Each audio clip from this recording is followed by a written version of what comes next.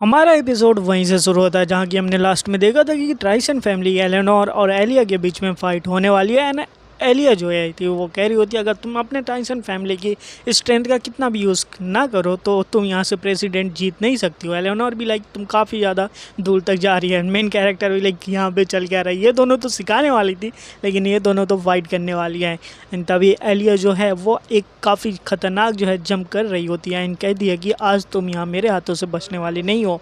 And Eleanor कहती है तुम्हारे जो मूवमेंट है वो काफ़ी ज़्यादा बड़े हैं इसलिए तुम्हें अपने मूवमेंट को सुधारना चाहिए।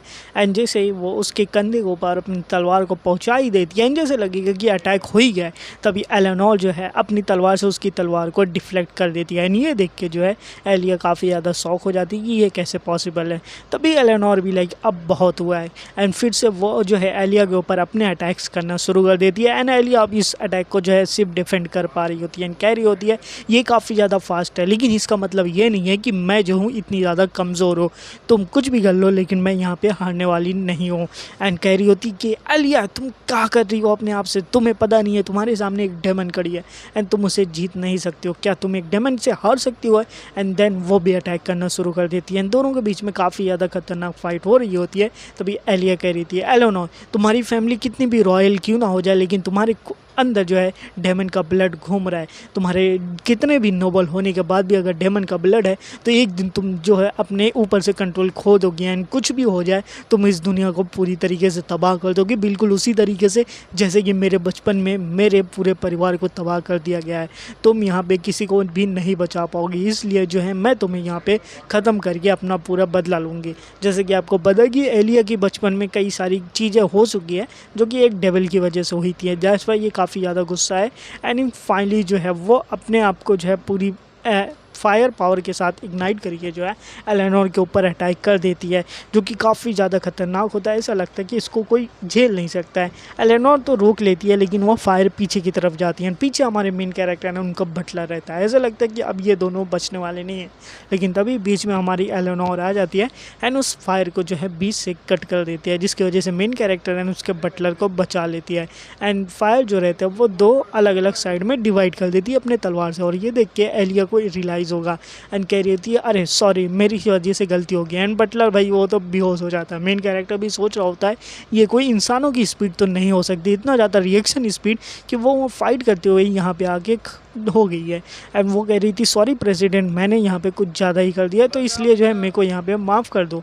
तभी हमारी प्रेसिडेंट यानी कि एलेनोर कह रही होती है कि तुम्हारी स्वॉर्डमैनशिप काफ़ी ज़्यादा बेहतरीन है लेकिन एक हीरो कैंडिडेट होने की वजह से तुम्हारे लिए बिल्कुल भी अच्छी नहीं है कि तुम अपने स्वॉर्डमैनशिप को ही बस ट्रेन करो। तुम्हें जो है अपने स्वॉर्डमैनशिप के साथ जो है अपने एलाइज को भी बचाना चाहिए। तुम्हें अपनी गलती पता चल गई है। तो इसी के साथ एलिया अपने आप को सॉरी बोलती है एंड कह रही होती सॉरी टीचर, अच्छा हुआ कि आप मेरे को ये सीख दे भाई, आज के बाद मैं इस बात पे ध्यान रखूँगी एंड ऐसा कुछ भी नहीं करने वाली हो। तो दूसरी तरफ दिखाइएगा हमारा बटलर भाई बेहोश रहता है एंड यहाँ पे सारा मामला निपट चुका है। नेक्स्ट सीन हमें दिखाया जाता है हमारा मेन कैरेक्टर पहुँच जाता है एक जंगल के अंदर एंड सोच रहा होता है एलेनोर की कंडीशन ऐसी है तो मेरे को जो है उससे भी ज़्यादा पावरफुल होना पड़ेगा एंड मेरे को जो अपनी स्वॉर्डमैनशिप एंड होली पावर दोनों बढ़ानी पड़ेगी। होली पावर बढ़ाने के लिए मेरे को यहाँ पे आना था क्योंकि पता है एंड आप लोग को ये जगह देख के कुछ याद आया होगा कि यहाँ पे भी तो एक लड़की है एंड यहाँ पे एक बंदी खा रही होती है आराम से। मेन कैरेक्टर पीछे से आके कह रहा होता है कि ओ तो तुम यहाँ पे काफ़ी ज़्यादा हेल्दी लग रही हो। एंड ये देख के जो वो बंदी रहती है वो तुरंत हमारे मेन कैरेक्टर को देखते ही उसके ऊपर डायरेक्टली अटैक कर देती है। एंड ये देख के मेन कैरेक्टर भी शॉक हो जाता है कि यहाँ पे अभी अभी हुआ क्या है एंड सोच रहा होता है कि ये कैसे अटैक कर सकती है मेरे ऊपर। लेकिन वो बंदी जो है डायरेक्टली जैसे मेन कैरेक्टर आता है यहाँ पे कुछ बोलता है तभी उसके ऊपर अटैक हो जाता है। तो हमारी ये जो सीन होती है वो शिफ्ट होती है उस बंदी की पर्सपेक्टिव से ऊपर। तो वो बंदी जो रहती है आराम से एक अबाइस के अंदर एक सपने देख रही होती है जहाँ पे लोग मारे जा रहे हैं एंड सारी तरफ कंकाल पड़ा हुआ है एंड कोई कह रहा है कि तुम अभी भी होप कर रही हो, तुम्हें यहाँ पे कोई बचाने आएगा। इस अबाइस के अंदर तुम जो है अकेली हो, तुम्हारे कोई भी दोस्त नहीं है जो कि तुम्हें यहाँ पे बचाने आएगा एंड तुम हमेशा के लिए ऐसे ही अकेली रहोगी। एंड ये जो लड़की है वो जो है मतलब कि इस अबाइस के अंदर खोते हुए जा रही है एंड अपने आप को अकेला फील कर रही है। ऐसा लग रहा है कि वो जो है एक डार्कनेस के अंदर खींची जा रही है। एंड एक बंदा कह रहा होता है तुम जितना भी सोचोगे कि तुम्हें जो कोई बचाने आएगा, कोई तुम्हारा दोस्त बनेगा, उतना ही तुम अपने आप को हर्ट कर लोगे, उतना ही तुम अपने आप को गिल्टी फील पाओगे एंड तुम ऐसे ही ख़त्म हो जाओगी। तुम्हें यहाँ पे कोई भी बचाने वाला नहीं है, तुम्हें काफ़ी जल्दी रिलीज़ हो जाएगा क्योंकि तुम जो हो और कोई नहीं, बस एक जो है बुरा साया हो। तुम्हें ये जल्दी मान लेना चाहिए, जितने जल्दी एक्सेप्ट करोगे उतना ही जल्दी अच्छा होगा तुम्हारे साथ, वरना तुम भी अपने सिस्टर की तरह ही मारे जाओगे। तुम्हें कोई बचाने वाला नहीं होगा, तुम हमेशा के लिए अकेले रहोगे एंड कोई भी तुम्हारे पास नहीं आएगा। तुम एक कर्स हो एंड एक कर्स सेक्रीफाइस बनने वाली हो, इसलिए कभी भी तुम किसी के साथ दिल मत लगाना। तुम हमेशा के लिए अकेले रहोगे एंड एक दिन ऐसे ही मर जाओगे और इसी तरीके से तुम सभी को प्रोटेक्ट कर सकते हो। यही तुम्हारी ड्यूटी है यूरिया, जल्दी से उठ जाओ।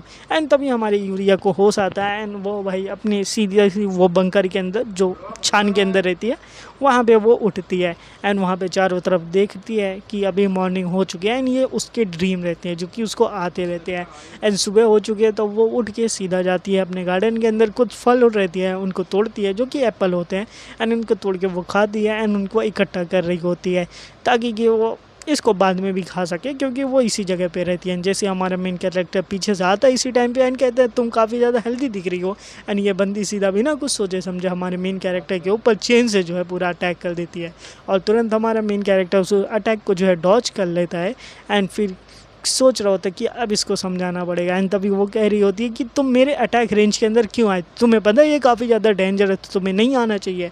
एंड वो फिर भी अटैक कर रही है, मेन कैरेक्टर भी अटैक कर रहा है, मतलब दोनों लोग अटैक करके ही बातें आपस में कर रहे होते हैं। मेन कैरेक्टर सोच रहा था कि भले ही मैं इसके अटैक रेंज के अंदर आ चुका लेकिन कुछ नहीं कर पाओगी तुम। वो कह रही होती है मैंने कहा तुम यहाँ से पीछे चल जाओ वरना तुम हर्ट हो जाओगे, जल्दी से तुम जो है यहाँ से मेरे अटैक रेंज से पीछे चले जाओ।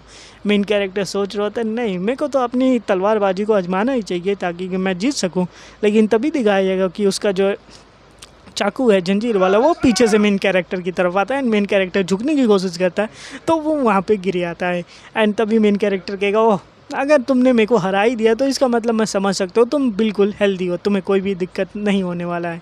एंड इसी के साथ जैसा कि मैंने बोला था तुम्हें मेरे याद हो या फिर नहीं याद हो, लास्ट टाइम मैं मिला था तो तुमसे बोला था तुम्हारे लिए कुछ खाने को लेके आऊँगा, तो इसलिए मैं तुम्हारे लिए खाने को लेके आया हूँ, तो इसलिए तुम्हें चाहिए या फिर नहीं चाहिए।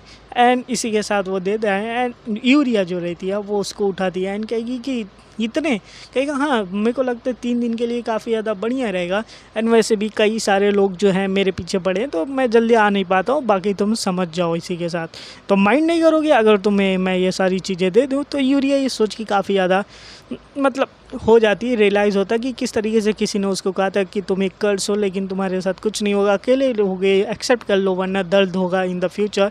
एंड इसी तरीके से कहा जाता है कि अगर तुम्हें कोई फ्रेंड बनाना चाहता है या तुम किसी की फ्रेंड बनती है तो वो उसी के लिए बुरा होगा एंड तुम्हें काफ़ी ज़्यादा हर्ट होगा। एंड जब यूरिया इतने सारे खाना देखती है एंड तब वो चूज़ करती है कि कुछ खाया जाए, तो एक ब्रेड का टुकड़ा उठाती है एंड उसको लेती है एंड उसको खाने की कोशिश करती है। एंड जब वो उसको टेस्ट करती है एंड खाती है, मतलब उनको हाथ में ही लेती है, तब कहेगी नहीं मेरे को हर्ट बिल्कुल भी नहीं हो रहा, मेरे को अच्छा लग रहा है। और यहीं पे आज का मेरा एपिसोड खत्म होता है। अगर वीडियो पसंद है तो वीडियो को लाइक करना, चैनल पर सब्सक्राइब करके बेल आइकन जरूर दबा देना। मिलेंगे नए वीडियो में, तब तक के लिए बाय बाय।